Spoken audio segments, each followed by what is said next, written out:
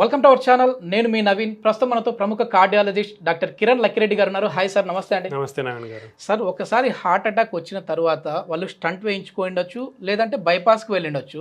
మళ్ళీ రెండోసారి కూడా మనం చూస్తూ ఉంటాం. సో అది ఏంటి రీజన్ ఏంటి? మళ్ళీ హార్ట్ అటాక్ రాకుండా ఉండాలంటే ఎట్లాంటి జాగ్రత్తలు తీసుకోవాలి?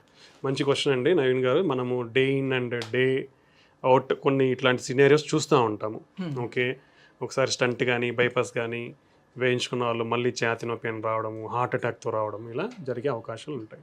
సో ముఖ్యంగా ఏంటంటే మెకానిజమ్స్ ఏంది, మనం స్టంట్ ఎక్కడైతే బ్లాక్ కొవ్వు పేరుకపోయి ఉందో ఆ కొవ్వు మీద దాన్ని ఓపెన్ చేసేసి అక్కడ స్టంట్ వేస్తాం. అది మళ్ళీ కొవ్వు పేరుకోకుండా వేస్తుంది. అదే బైపాస్ ఏమవుతుంది, ఎక్కడైతే బ్లాక్ ఉందో ఆ బ్లాక్ కింద నార్మల్ వెజల్ ఉంటుంది కదా, సో ఈ బ్లాక్ను బైపాస్ చేసి మనం ఇక్కడ అయోటా అనేది చూస్తున్నాం కదా, ఇక్కడ అయోటా అనేది చూస్తున్నాం. సో మనం ఏం చేస్తామంటే బైపాస్లో ఆ బ్లడ్ వెజల్ బ్లాక్ అయిన ఒకవేళ బ్లాక్ ఉందనుకోండి, ఈ అయోటా నుంచి బ్లాక్ కిందికి కనెక్షన్ ఇస్తామన్నమాట. ఆ బ్లాక్ను బైపాస్ చేసి మనకి బ్లడ్ ఫ్లో అనేది వస్తుంది అనమాట. ఓకే, సో ఇది మెకానిజమ్స్ ఉండి ఇట్లా. సో మరి మళ్ళీ ఎందుకు వస్తాయి హార్ట్ అటాక్స్? ఫస్ట్ రీజన్ ఏంటంటే, ఇప్పుడు ఆల్రెడీ స్టంట్ అనుకోండి, ఉన్న చోట కూడా బ్లాక్స్ వచ్చే ఛాన్స్ ఉంటాయి. దానికి చాలా కారణాలు ఉంటాయి. అంటే ఇప్పుడు మనకు ఈ కొవ్వు పేరుకోవడం అనేది న్యాచురల్ ప్రాసెస్. సో అది మళ్ళీ మీలో ఆ ప్రాసెస్ స్టార్ట్ అవ్వచ్చు. ఇప్పుడు దాన్ని మనం కరెక్ట్ చేసాము, అది మళ్ళీ స్లోగా గ్రోత్ అయ్యే ఛాన్స్ ఉండొచ్చు. దేనివల్ల అంటారు అంటే, మామూలుగా మనం తీసుకునే ఫుడ్ వల్ల ప్రతిదీ ఇంపార్టెంటే. మనం ఆల్రెడీ ఇంతకుముందు చాలా వీడియోస్ చేసాం, హెల్తీ లైఫ్ స్టైల్ అన్నాం. హెల్తీ లైఫ్ స్టైల్లో ఫస్ట్ వచ్చేది ఫుడ్. ఓకే, ఆరోగ్యకరమైన ఫుడ్ తీసుకోకుంటే ఈ ప్రాబ్లమ్స్ అన్నీ వస్తాయి, కొవ్వు పేరుకోవడం అనేది జరుగుతుంది. రెండోది ఎక్సర్సైజ్. మనం ఎక్సర్సైజ్ అనేది లేదనుకోండి బాడీలో, same thing, again it cause similar blocks. Okay, next వచ్చేసి బ్యాడ్ హ్యాబిట్స్. స్మోకింగ్ కంటిన్యూ చేయడం కానీ, మనం ఆల్రెడీ చెప్పాము, స్మోకింగ్ అనేది మానేసిన తర్వాత మనకు హార్ట్ అటాక్ రిస్క్ తగ్గనికి 10 సంవత్సరాలు పడుతుందని. ఓకే, ఇది ఆల్రెడీ మనకు పెద్ద మీమ్ కూడా అయిపోయింది చాలా చోట్ల. సో ఇది చాలా ఇంపార్టెంట్. సో స్మోకింగ్ కంటిన్యూ చేయడం వల్ల, ఆల్కహాల్ కంటిన్యూ చేయడం వల్ల ఈ ప్రాసెస్ అనేది మళ్ళీ స్టార్ట్ అయ్యి మళ్ళీ బ్లాక్ అయ్యే ఛాన్స్ ఉంటుంది అనమాట. ఓకే, ఇది ఒకటి. రెండోది ఏంటి, మనం కొన్ని బ్లాక్స్ లైక్ 20% బ్లాక్స్, 30% బ్లాక్స్కి ట్రీట్మెంట్ అవసరం లేదనమాట. సో అవసరం లేనప్పుడు దానికి మెడికల్ మేనేజ్మెంట్ చేస్తాం. సో కొన్ని ఇలా అన్కంట్రోల్డ్గా ఉన్నప్పుడు రిస్క్ ఫ్యాక్టర్స్ అనేది ఆ బ్లాక్స్ కూడా, అంటే స్టంట్ వేసిన చోట కాకుండా వేరే చోట కూడా మళ్ళీ బ్లాక్స్ వచ్చే అవకాశం ఉంటుంది because of all these things. అది ఒకటి. రెండోటి, మనకు మందులు రాసిస్తాం. ఏంటి రాస్తాం, ఒకసారి హార్ట్ అటాక్ వచ్చిన తర్వాత స్టాటిన్స్ అంటాం, అంటే కొలెస్ట్రాల్ తగ్గించేటి, బ్లడ్ థిన్నర్స్. ఇవన్నీ మనం ప్రిస్క్రైబ్ చేసిన టైం పీరియడ్ వరకు కంటిన్యూస్గా వాడాల్సిందే. There is no restriction. చాలా లైఫ్ లాంగ్ వాడాల్సిందే. చాలా మంది చేసేది ఏంటంటే, సంవత్సరం వాడతాడు, 2వ సంవత్సరం వాడతాడు, 3వ సంవత్సరానికి అవుట్. జనాలకి అంటే మనం ప్రతిసారి వాళ్ళకి చెప్తాం లైఫ్ లాంగ్ వాడాలని, బట్ జనాలకి ఏంటంటే మింగడము, మరి ఇబ్బంది అయ్యో, మరి ఫైనాన్షియల్ ప్రాబ్లమ్స్ వల్లనో, చాలామంది అవగాహన లేకనో ఏంటంటే ఆ డ్రగ్స్ అనేది మానేస్తారు. సో మనం ఇన్ని రోజులు మళ్ళీ బ్లాక్స్ కాకుండా మనం ఇచ్చిన మెడికేషన్స్ ఎఫెక్ట్ అంతా పోతుంది. సో వాడు మానేసినప్పుడు ఏమవుతుంది, అది మళ్ళీ కొవ్వు పేరుకుపోవడం అనేది స్టార్ట్ అవుతుంది అనమాట. సో ఇలా మళ్ళీ బ్లాక్స్ వచ్చే అవకాశం ఉంటుందన్నమాట. సో ఇదంతా న్యాచురల్ ప్రాసెస్. మనకు చాలామంది ఏంటంటే మనకున్న అపోహలు, అనుమానాలు చాలా ఉన్నాయి ఇక్కడ మళ్ళీ హార్ట్ అటాక్ రావడం అనేది. అంటే అదర్ కంట్రీస్లో ఏంటంటే they will accept that it happen. అంటే నాకు ఒకసారి బ్లాక్ అయింది, నేను ట్రీట్మెంట్ తీసుకున్నాను, ఫైన్. రెండోసారి వచ్చింది, మన మైండ్ సెట్ ఏంటి, వచ్చిందని ట్రీట్మెంట్ తీసుకోవడమే. ఓకే, నీ బాడీలో బ్లాక్ వస్తుందంటే దానికి కారణం ఎవరు? మనమే కదా. ఇప్పుడు నా బాడీలో బ్లాక్స్ వచ్చినాయండి, నేను కారణమా, వేసిన డాక్టర్ కారణమా? డాక్టర్ కాదు కదా. డాక్టర్ ఏమి ఇస్తున్నాడు, ట్రీట్మెంట్ ఇస్తున్నాడు. So there is no fault at the doctor side. మనం కాపాడుకోవాలి. సో సెకండ్ టైం కూడా ఇలాంటి ప్రాబ్లం వస్తే you have to take treatment. There is nobody blame. మనము ఏమీ కరెక్ట్ గా చేయలేదనేది మనం ఆలోచించుకోవాలి. నేను మెడికేషన్స్ తీసుకోలేదు, మనకు హార్ట్ అటాక్ వచ్చినప్పుడు సర్జరీ గానీ బైపాస్ మళ్ళీ వచ్చే ఛాన్సెస్ మళ్ళీ వచ్చే ఛాన్సెస్ చాలా ఎక్కువ ఉంటాయి. అంటే నీకు ఒకసారి హార్ట్ అటాక్ వస్తే బ్రెయిన్ స్ట్రోక్ కూడా రావచ్చు. దీనిని అథెరోస్క్లెరోటిక్ వాస్కులర్ డిసీజ్ అంటాం. లేదా నాకు బ్రెయిన్ స్ట్రోక్ వచ్చిందంటే హార్ట్ స్ట్రోక్ వచ్చే ఛాన్స్ ఉండొచ్చు. లేదా నా కాల రక్తనాళాల్లో బ్లాక్లు వచ్చే ఛాన్స్ ఉండొచ్చు. ఇవన్నీ ఒకే కిందికి వస్తాయి, అథెరోస్క్లెరోటిక్ వాస్కులర్ డిసీజెస్ అంటాం అనమాట. సో ఒకసారి వచ్చిన తర్వాత రెండోసారి మూడోసారి వచ్చే అవకాశాలు ఎక్కువ ఉంటాయి. దాన్ని మనం ప్రివెంట్ చేయనీకే మనకు లైఫ్ స్టైల్ని కంట్రోల్లో పెట్టుకోవాలి, మనకున్న బీపీని కంట్రోల్లో పెట్టుకోవడం, షుగర్ని కంట్రోల్లో పెట్టుకోవడము, కొలెస్ట్రాల్ని కంట్రోల్లో పెట్టుకోవడము, బ్యాడ్ హ్యాబిట్స్కి దూరంగా ఉండటము, ఏవైతే స్టాటిన్స్ కొలెస్ట్రాల్ లోయరింగ్ డ్రగ్స్ ఉన్నాయో, బ్లడ్ థిన్నర్స్ ఉన్నాయో అవన్నీ రెగ్యులర్గా తీసుకోవడము. ఎవ్రీ 6 months అంటే అంత బాగా ఉంది, మన హార్ట్ ఫంక్షన్ బాగుంది, నాకు సిమ్టమ్స్ ఏం లేవంటే at least 6 months to every 1 year regular health checkups అనేది కంపల్సరీగా చేయించుకోవడం. ఎందుకంటే అవి చేయించుకోవడం వల్ల ఒకవేళ ప్రాబ్లం ఉంటే అర్లీగా డిటెక్ట్ చేయొచ్చు మనం. ఓకే, అదే షుగర్ ఉన్న వాళ్ళు every 3rd month HbA1c test చేసుకొని షుగర్ అనేది కంట్రోల్లో పెట్టుకోవాలి.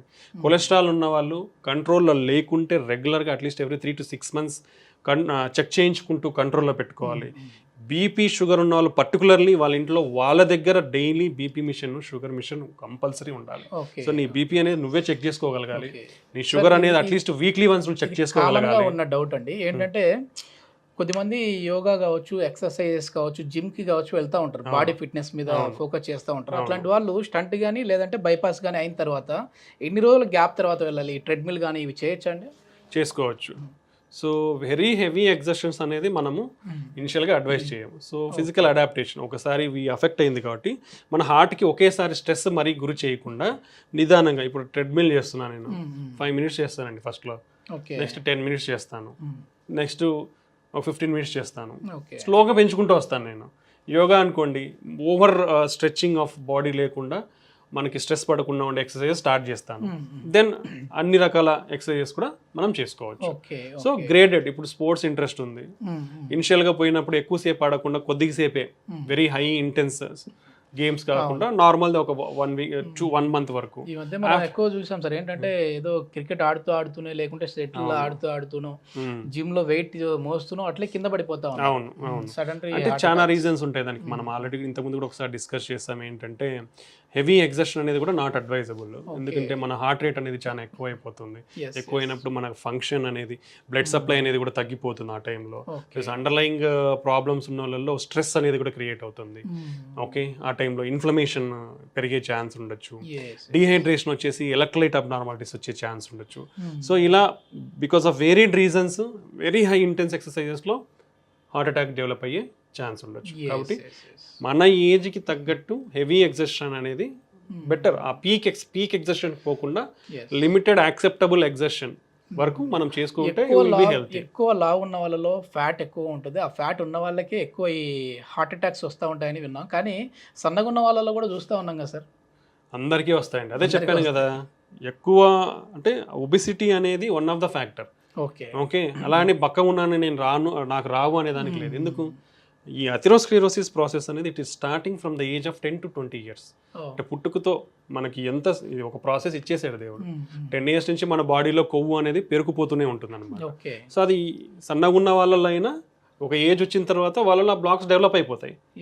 ఓకే, జెనెటిక్స్ మనం చూస్తున్నాం కదా, జెనెటిక్స్, ఇంకోటి environment, pollution, air pollution, stress, ఇవి కూడా ఫ్యాక్టర్సే ఇప్పుడు.